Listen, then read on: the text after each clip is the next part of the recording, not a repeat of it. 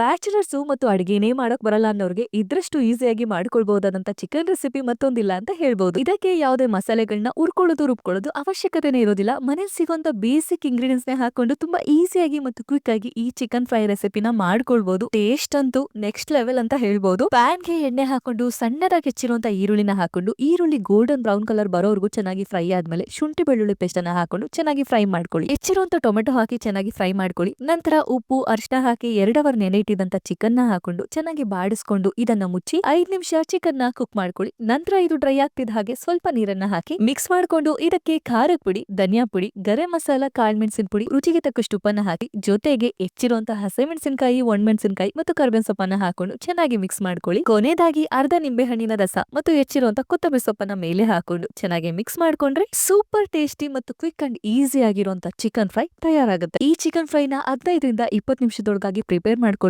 ಇದನ್ನ ಯಾವ್ದ್ರ ಜೊತೆ ಅದು ಸೈಡ್ ಡಿಶ್ ತರ ತಿನ್ನೋದಕ್ಕೆ ತುಂಬಾನೇ ಅಲ್ಟಿಮೇಟ್ ಆಗಿರುತ್ತೆ. ಟ್ರೈ ಮಾಡಿ ನೋಡಿ.